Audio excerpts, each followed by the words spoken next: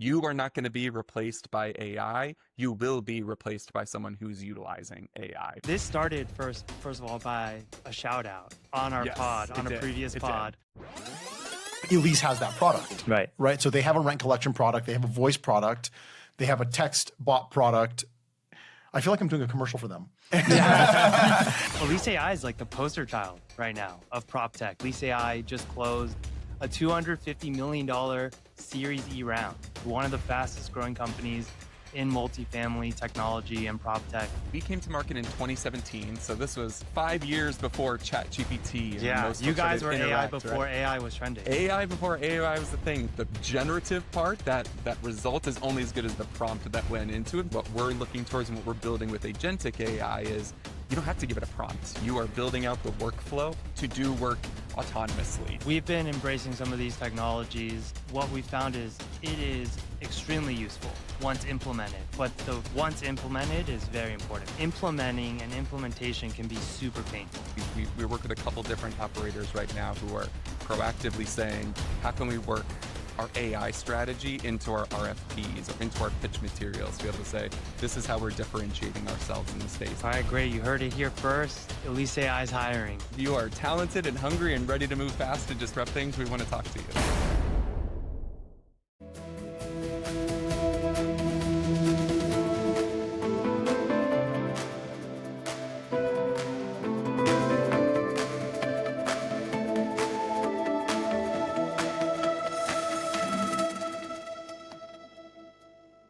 All right, welcome to another episode of Deal Flow Friday. I'm your host, David Moghavem, and today we got Jacob Kosior, VP of Elise AI.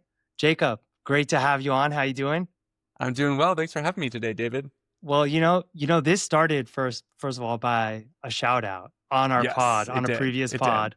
Elise AI has been shout out a few times now on the pod. So one of the first ones was with Max, managing partner at Tryon, where we're talking through ops and we're just nonstop talking about Elise AI to the point where it almost turned into a commercial.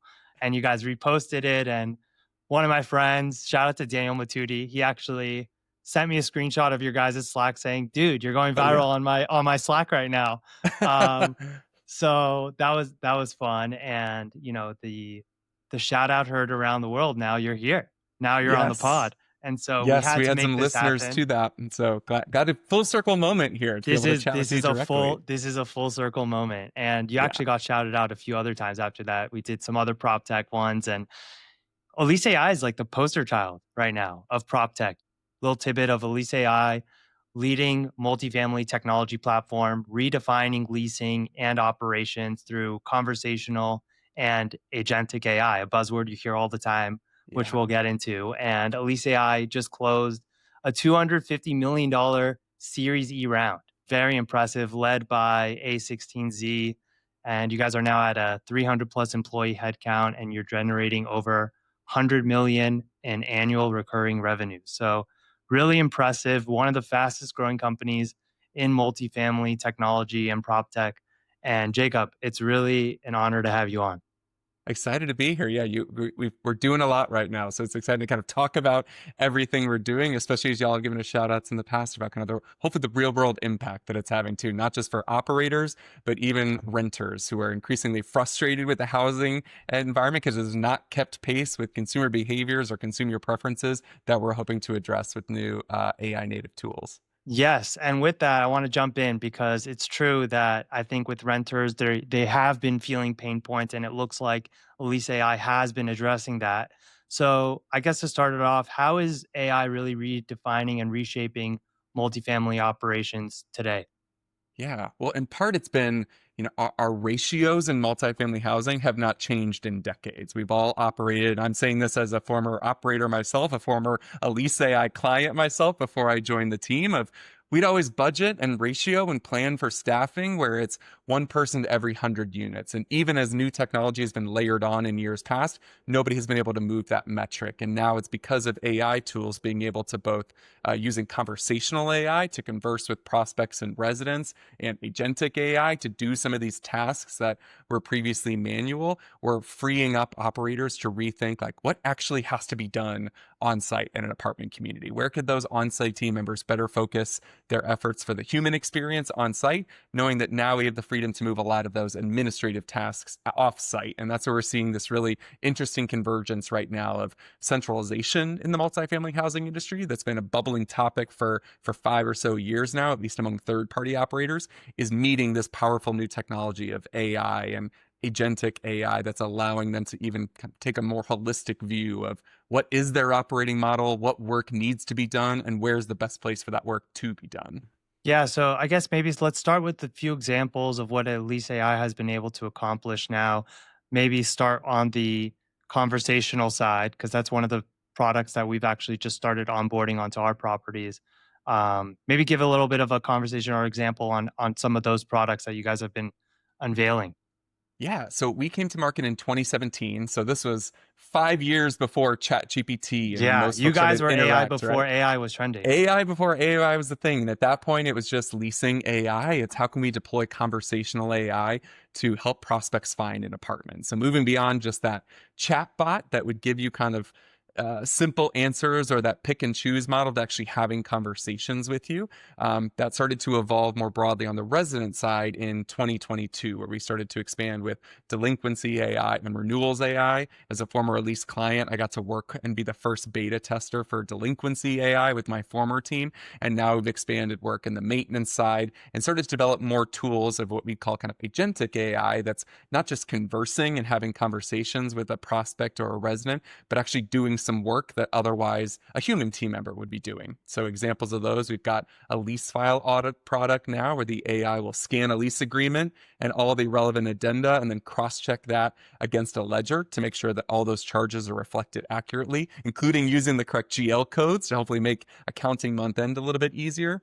And And that's things probably like, on ops, and then also probably when you're doing due diligence on a property yes, and cross-referencing it with the rent roll to make sure the rent roll you're underwriting is matching the leases on file, credit exactly. verifications, the way that it's being underwritten.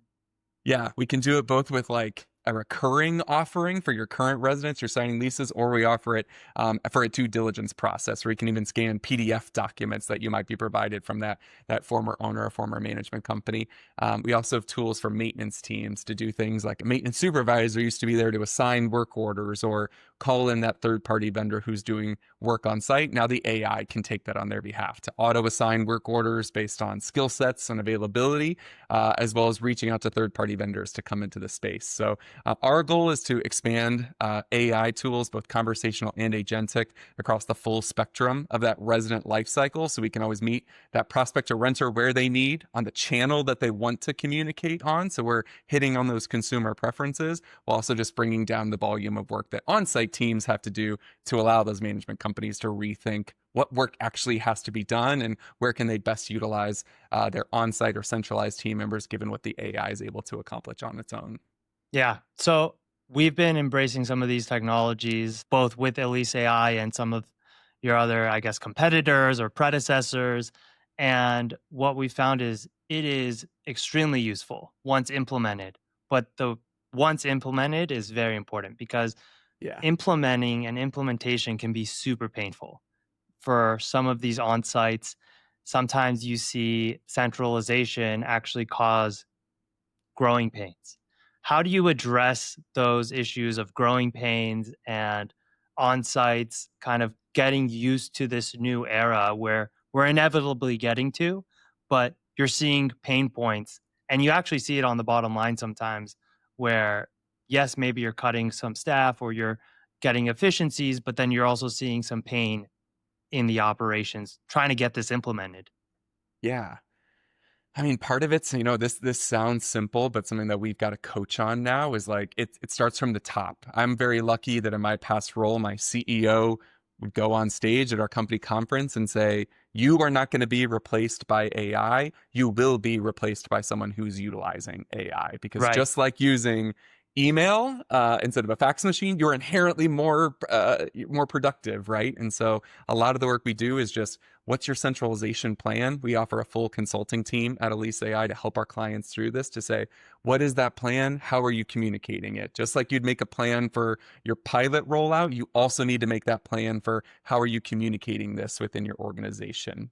And what are you communicating? Because what goes to a department head on the strategy for deploying AI or centralizing is very different than what you need to communicate to that on-site team member. And what got me really on board with Elise AI as a former client was just how the platform is built to support that, where we have things like you can go into the knowledge bank and see everything your AI knows about the community, and you can train it. You can give it additional information, just like you would train a new team member on site. Right. So for that team member who's like fearful of how does the AI know what to say? I can do it better. It's not going to answer this question right.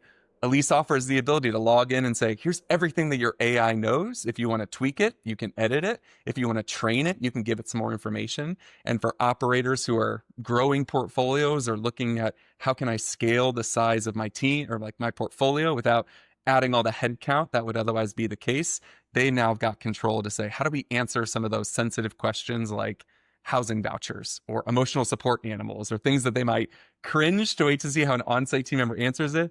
They train the AI tool once and it's set it and forget it from there. So we build in some features too to help with that change management, but a lot of it just coaching folks to say, this is technology that a lot of our on-site team members in particular have not experienced in their lifetime.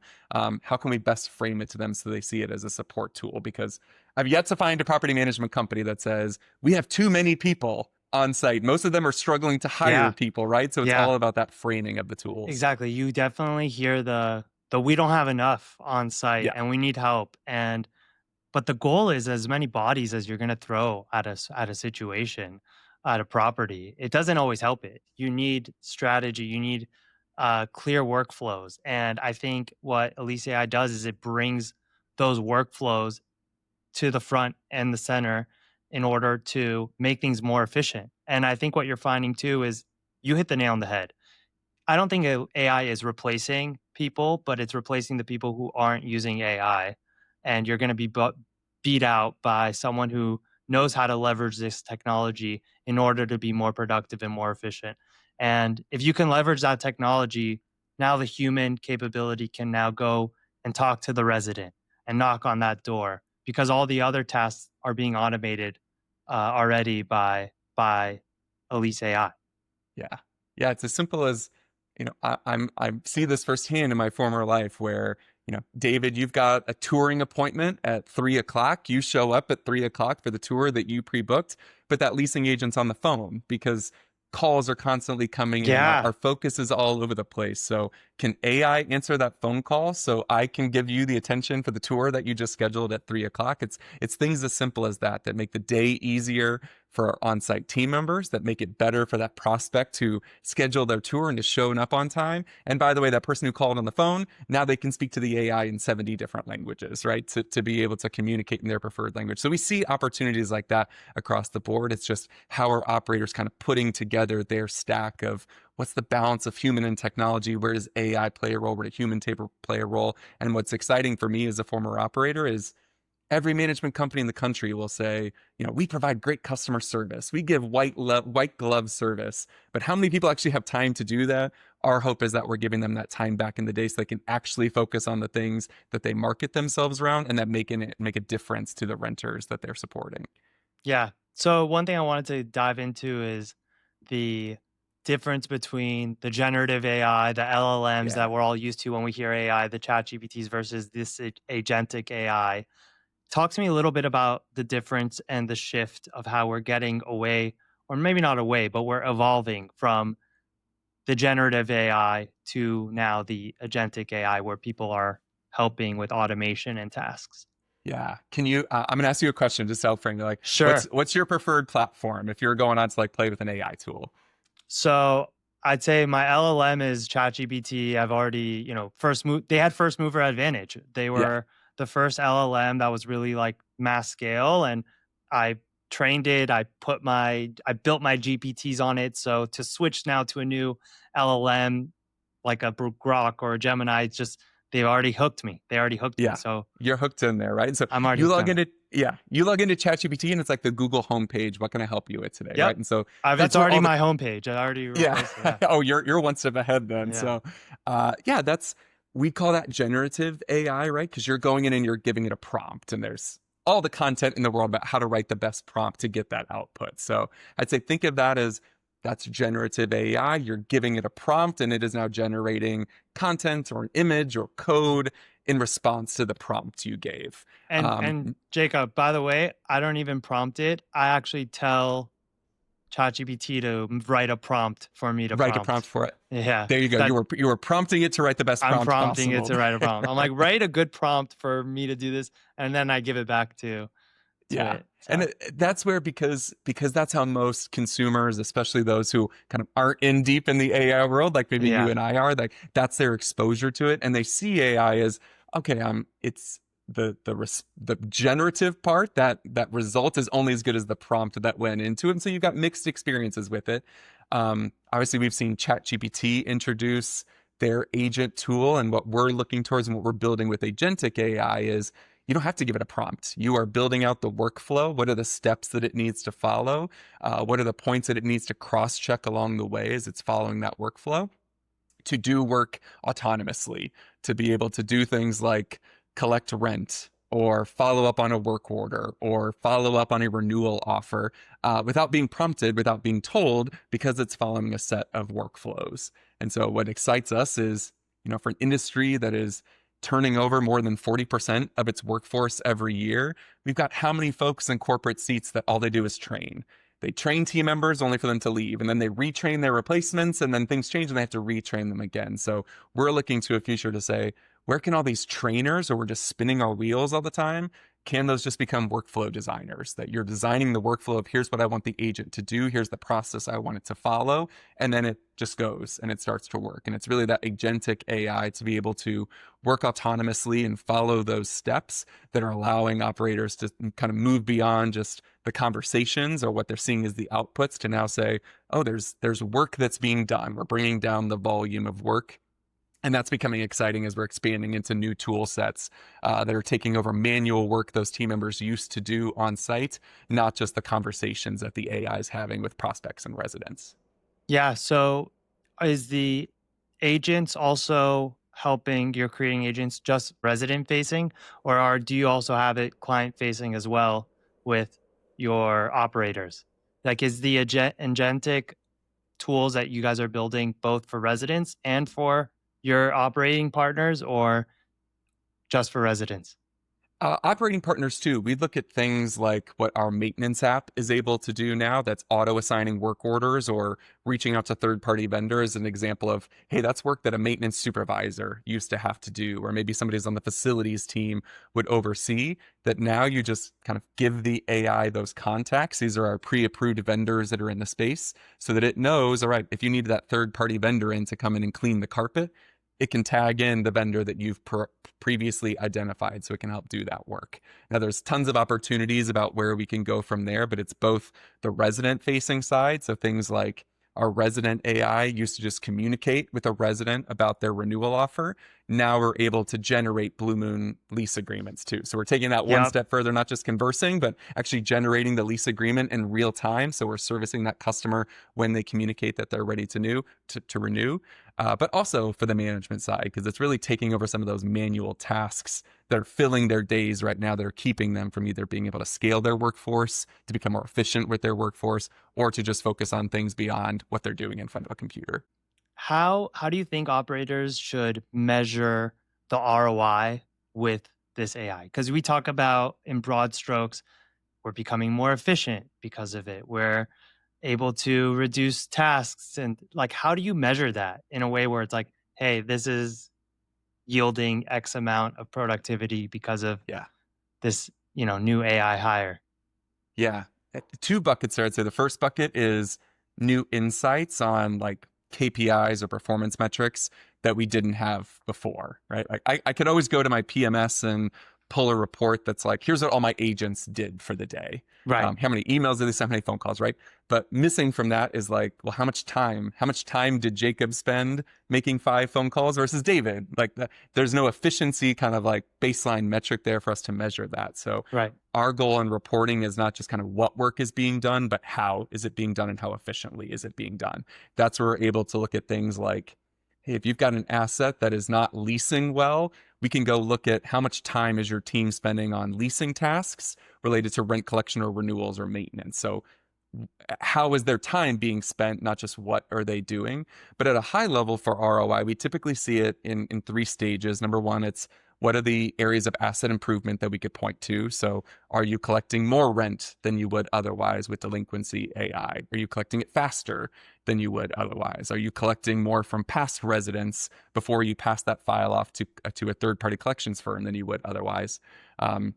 So what are those existing kind of asset level KPIs that we hope to improve across leasing and collections and renewals and work orders? Your typical KPIs that you Typical otherwise would have. KPIs. Yeah, exactly. Yeah. And then you were saying that there's some other Yeah, ways and then second from there is our industry is full of point solutions that were kind of layered on top to do various things.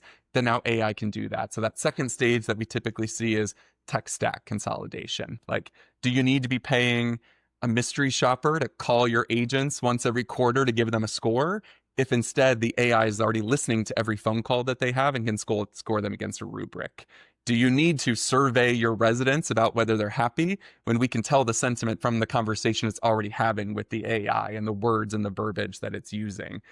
Do you need that point solution for these various things when we already have all these insights from the conversations? We just historically haven't been able to extract all that to get the data. And so really tech stack consolidation is that kind of second phase of ROI. And the third, and the one that we always work towards, is centralization, to be able to say, you don't have enough team members today, hence all the vacant roles on site.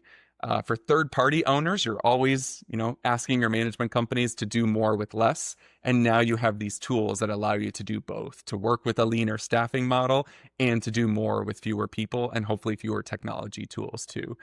So it's really that kind of third goal of centralization that a lot of folks are moving towards right now. Even those that said, centralization isn't our model, once they start to see what the AI can do and they get feedback from their team members of, my day is more open than it was before, it allows them to rethink, well, what work are you doing? And how do I rethink my staffing now as we've got new technology that we didn't have even as recent as a couple of years ago?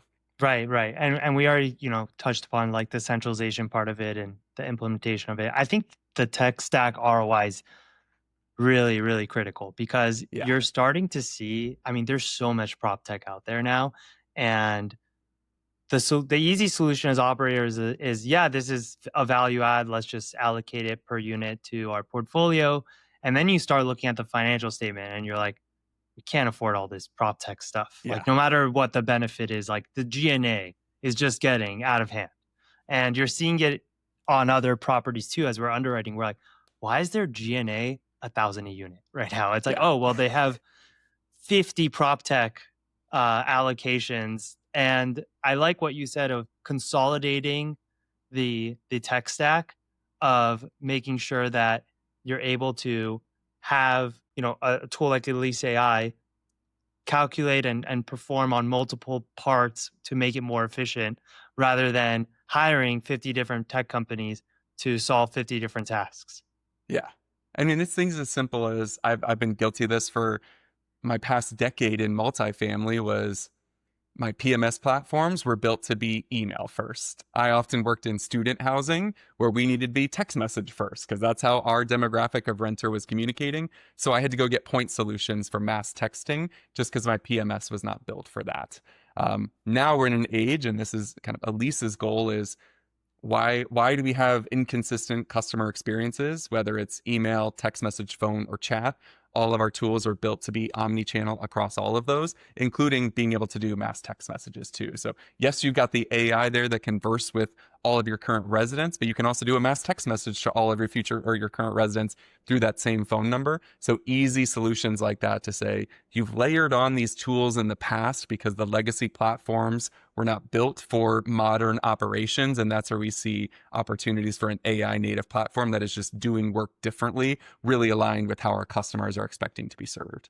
Yeah, and what you find also is the different point solutions that you've hired, they don't integrate with one another, right? If you're using Yardi instead of AppFolio or vice versa, you can only use these type of tech tools versus this. And my question, I guess, is with Elise, how have you guys been able to kind of integrate with some of the bigger tech platforms, accounting softwares, the Yardis of the world, to be able to integrate with them and make sure that it's a seamless process, which ends up showing to the resident?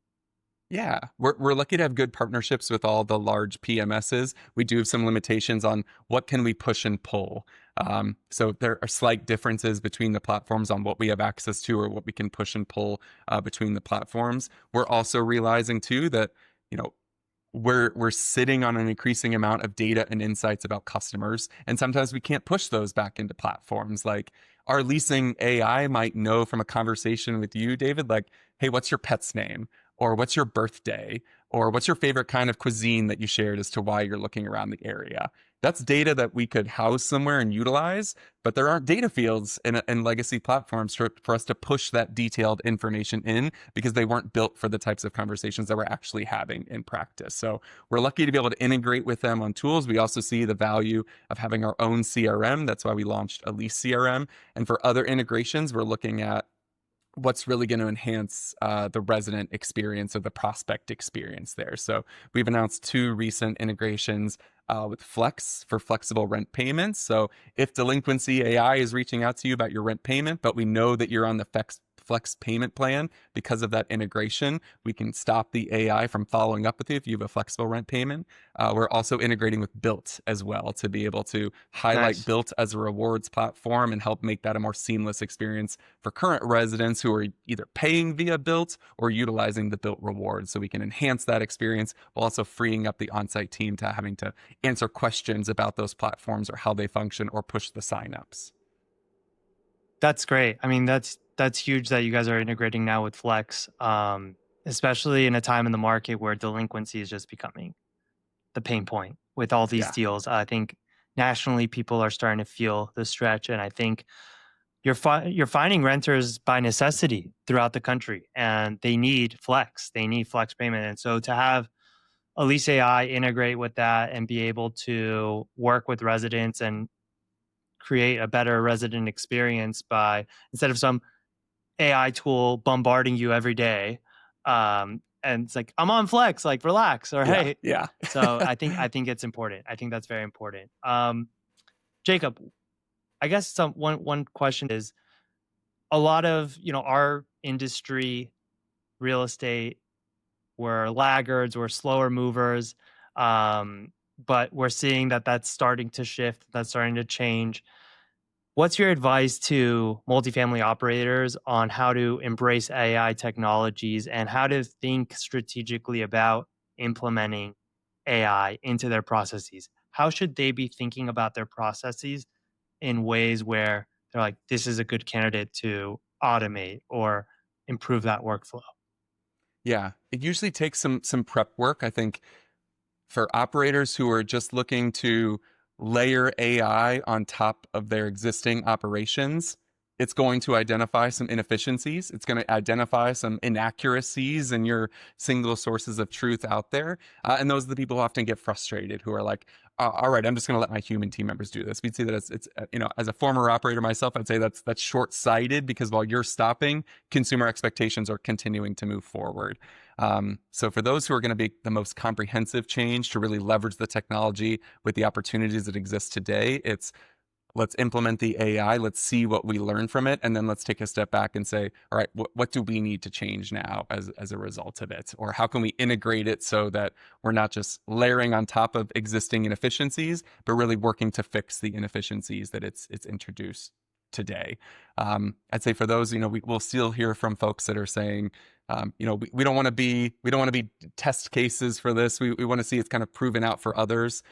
We think we're past that point at this point. We recently did a survey that showed vast majority of people are already implementing or are past the implementation phase, and now they're moving on to optimizing, whether that's staffing or rethinking their policies and processes as they exist today, to be able to leverage AI, all with the goal of kind of speeding things up, making it easier for the renter, making it easier for their team members. And I'm very much of the mindset that consumer expectations are just going to fly off the charts here in the next couple of years. I just saw that even ChatGPT is launching, so you can make purchases with your ChatGPT agent. I think it's through Etsy first, and then Shopify coming after that. So if shopping habits are becoming that quick where I can just tell my AI agent, go and buy me this thing, why does it take me 7 days to apply for and be approved for an apartment? It's going to be, those are the expectations that we look at to say it's only going to get tougher to satisfy the renter. So those that are kind of sitting on the sidelines, waiting to see it kind of proven out, I'd say it's already been proven out. And just by sitting on the sidelines, you're pretty far behind the competition at this point. Yeah, once Agentic is now having the ability to make purchasing power decisions, that's when it gets a little dangerous. But I think back to your previous point, before, I think operators didn't want to be the guinea pig. They didn't want to be the lab rat with some of these tools. I think that's shifting now. I think now operators are looking for an edge, or at least the smart operators are looking for an edge where they're like, yeah, you know what? I'd like to beta test this. I'll oversee it, make sure, the pain points doesn't hurt operations. But how can I become more efficient? How can I be a better operator? How can I find alpha through my ops? And especially, a group like us that we self-manage, we kind of look for those opportunities in the sense of trying to embrace some of these tools in order to, we're not the lab rat. Instead, we're trying to be the first mover. We're trying to make the resident experience better. We're trying to see how we can improve operations so that we can implement that and scale that through different acquisitions, through different properties, and be able to get better returns for that regard. Yeah. Yeah. It's folks like you that are kind of moving the needle faster than it would be otherwise. Because whether it's acquiring that new deal and how can we do this better than we have in the past, or you're looking for a change in management. And we work with a couple different operators right now who are proactively saying, how can we work our AI strategy into our RFPs or into our pitch materials to be able to say, this is how we're differentiating ourselves in the space. This is where we're saving the time for our human team members to improve that customer experience on site. And this is where we're leveraging AI tools to be better at collecting rent, faster at signing leases, faster at getting renewal offers. So that's really caught fire seemingly here in just the past 2 quarters about management companies saying this could be our competitive advantage in their markets, or with smaller operators being able to compete with some of the larger operators, even on how can we deploy these tools? How can we be on the cutting edge? And like you, how can you kind of do things differently than you were in the past to achieve better results? And I guess one of the ways that you guys are kind of growing now with your Series E funding of $250 million, what's the goal of that funding? What are you guys trying to get done? I'm sure it's more than just raising money. There's a plan with that money. So give a little bit of a sense of what that money is going to be used for. Yeah, it's primarily focused on hiring. We've grown to over 300 team members right now. We're trying to grow to over 500 team members by the end of the year. And if you see our CEO, Minna, she recently posted on LinkedIn about our hiring numbers, because that's what we see as our biggest challenge right now. How can we get the number of team members that we need to continue to grow the product suite on the engineering side, continue to develop the product suite on the product side? We've also built out an entire strategy team that is just there to help operators with business transformation. So great, you've got the AI tools. Now you've also got access to our strategy team to help you implement and optimize those AI tools, or help you centralize if that's the goal too. So a bulk of those funds are being put towards hiring, just so we can build the team that we need to continue to deliver for our clients. All right, great. You heard it here first. Elise AI is hiring. Check out our careers page. There is a role for everybody. If you are talented and hungry and ready to move fast to disrupt things, we want to talk to you. Awesome. And I'll put in the show notes ways to get in touch with Jacob Kosior. And Jacob, it's been a pleasure and an honor having you on. Really appreciate it. and looking forward to see what Elise AI is able to do next. Me too. Thanks for having me, David. Thank you for all the shout outs that led me to be here. We're happy to chat anytime. Yes, of course. They're genuine shout outs. I mean, we're not paid. We're not paid to make those shout outs. At least not yet. We'll see. So those are genuine shout outs. You guys have a great tool, and we're excited to implement that and get it going throughout our portfolio. So thanks again. Appreciate it. Thanks, David.